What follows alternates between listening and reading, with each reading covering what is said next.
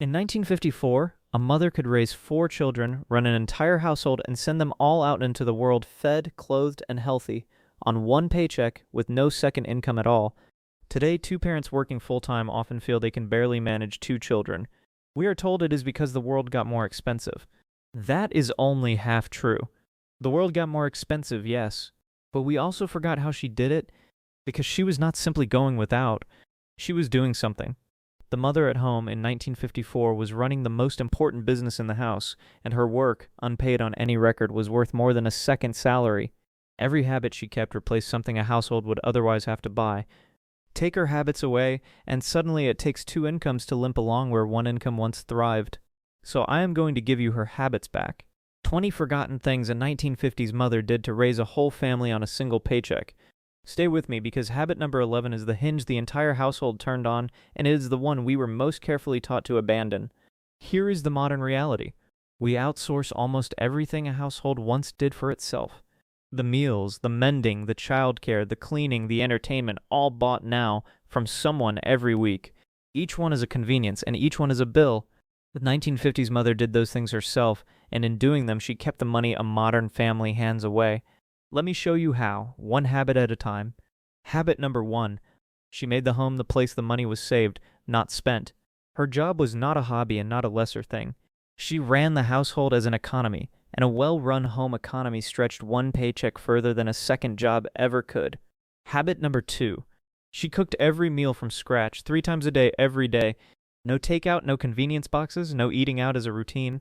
The kitchen was where a single income either fed a family well or failed to, and hers fed them well, for pennies a plate. Habit number 3. She made and mended the family's clothes.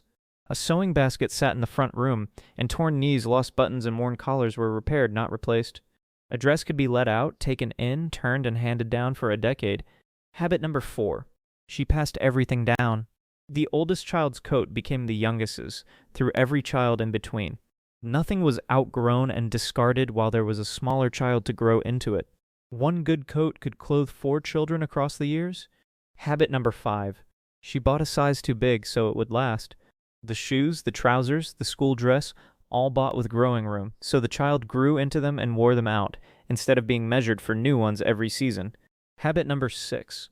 She made the home the entertainment. The yard, the books from the library, the radio, the games at the kitchen table, the visits with neighbors. Childhood was rich without being expensive, and the family never paid for amusement it could make itself. Habit number 7. She put the children to work and called it raising them. Chores were not punishment, they were how a household ran and how a child learned. Free hands around the house meant the work got done without a dollar spent, and the children grew up knowing how to keep a home. Habit number 8. She nursed the small illnesses at home. The cold, the scrape, the fever, the upset stomach were met with rest, broth, and care, not an immediate bill. She knew the difference between what needed a doctor and what needed a mother, and she saved the doctor for what truly required him. Habit number 9. She fed the babies from home. Mother's milk and food made in her own kitchen, mashed and cooked from what the family already ate, instead of bought in jars at a markup. The most expensive years of a child were made the cheapest by her hands. Habit number 10. She cut the children's hair at the kitchen chair. A towel, a comb, and a pair of scissors did what a barber would charge for every few weeks for every head in the house. Small, yes, but multiplied by 4 children in 20 years, it was a fortune kept. And before habit number 11, remember what I told you at the start. 11 is the hinge. Every habit so far is circled around it, and it is the one truth the modern world worked hardest to make us forget. Keep it in your mind. Habit number 11, the hinge. She understood that her work at home was income, not the absence of it. This is the thing we lost. We were taught that a mother at home earns nothing, that only a paycheck counts. But every meal she cooked, every garment she mended, every illness she nursed, every child she taught was a thing the family did not have to pay anyone else to do. Add it all up, and her unpaid work was worth more than the second salary it replaced because that salary would have been taxed and then spent buying back the very thing she was already doing for free. Break this one habit, send everyone out to earn and buy back what was once done at home, and every other habit on this list slowly stops mattering because now the household pays twice, once to earn and once to replace her. This is the truth the modern economy needed you to forget because a family that does things for itself is a family it cannot sell to. Hold this one, and a single income is enough.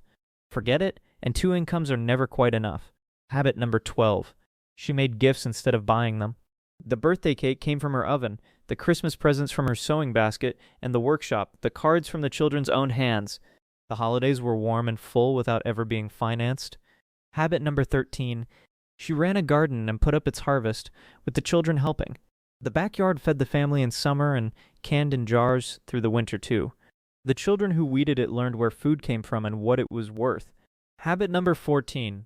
She taught the value of $1 early and plainly. A small allowance had to be earned, and a child learned to save part of it before spending the rest. She was raising adults who would not need to learn the hard lessons later because she taught them young. Habit number 15. She refused to let every outing become a purchase. A trip to the store was not a treat to be bought at the candy counter. The children did not expect a small bribe at every errand because she never started the habit, and so it never had to be broken. Habit number 16. She reused everything the babies needed. Cloth that was washed and used again. A crib that served child after child. A high chair that lasted the whole family. The most expensive stage of a child was met almost entirely with things she already had. Habit number 17. She packed the lunches and never bought them. A sandwich, a piece of fruit, a thermos from home went out the door with each child every morning. The daily small cost of buying a meal away was simply never paid, because she made it instead. Habit number 18. She kept the wants of childhood small and the love large. The children did not have much, and did not feel they lacked anything, because the home was warm and the attention was real. She knew that a child needs a present mother far more than a bought toy. Habit number 19. She was the keeper of the single paycheck, and she guarded it. The money came in and she made it stretch, planning every dollar before it moved. The household had one income and one careful manager, and the manager was worth as much as the income. Habit number 20. She taught all of it to her children so it would not die with her. The daughters learned to cook and sew at her elbow. The sons learned to fix and save. She was not only raising a family, she was handing down the very skills that made a family possible on one income, the skills most of us were never taught. Let me show you what this looked like in one real home. Picture a mother we will call Margaret in 1954, raising 4 children on her husband's single factory wage. She never earned a paycheck in her life, and she was the reason the family was never poor. Her days were full of work that showed up on no record and earned no salary. She baked the bread, sewed the school clothes, grew and canned the vegetables, nursed the fevers, cut the hair, packed the lunches, and taught 4 children how a home was run. The family next door had 2 incomes and somehow less to show for it, because everything Margaret did by hand they paid someone else to do. When hard times came and the overtime vanished, Margaret's household barely felt it, because so little of what they needed had to be bought in the first place. Her work was the cushion. Her habits were the second income that never appeared on a pay stub. When her own daughters married, they could run a home on one wage too, because they had learned it all standing beside her. Margaret did not raise a family in spite of having no paycheck. She raised it because the work she did at home was worth more than one. Put a real number on what she did, and the myth that she earned nothing falls apart completely. The cooking alone, 3 meals a day made from scratch, would cost a small fortune to replace with bought or prepared food. Add the sewing and the mending, the childcare that never went to a nursery, the nursing of every illness that never became a doctor's bill, the haircuts at the kitchen chair, the garden and the teaching, and you are looking at the work of several hired people done by one woman for no wage at all. Economists who have tried to total it up put the replacement value of a 1950s homemaker's labor well above the average paycheck of her day. She was not the family's dependent. She was its single largest source of wealth, and the only one that was never taxed and never spent. And here is why this lands harder in 2026 than ever. When prices climb, the 2-income family that buys back everything a mother once did at home feels every increase twice, once on the higher prices themselves, and once on the second salary that gets eaten earning the money to pay them. The single-income home that still does that work by hand barely feels the climb at all, because so little of what it needs ever has to be bought. The most powerful defense against rising prices a family ever had was never a higher wage. It was a household that produced more than it purchased, run by someone whose work the modern world taught us to call nothing.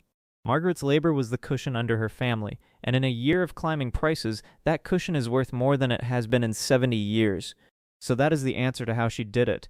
Not a cheaper world, and not a smaller family. A mother whose daily work replaced a second income entirely, who made at home what we now buy, taught what we now outsource, and stretched one paycheck across a whole family with the most undervalued labor in the country. Every one of her habits is still possible, still worth more than it looks, on a single income in 2026 exactly as in 1954. You do not need a second salary to start. You need to look at what your household now pays others to do and begin one habit at a time to bring that work back home where it is worth the most. If this is the kind of forgotten wisdom you want more of, the real way families thrived on one income, not the version the industry sells, subscribe and stay with us. We are keeping these alive on purpose. And before you go, tell me one thing in the comments. What is the one thing your mother or grandmother did at home by hand that your family would pay someone else to do today? Name it and honor her for it. Someone reading needs to remember it was once done with love, for free,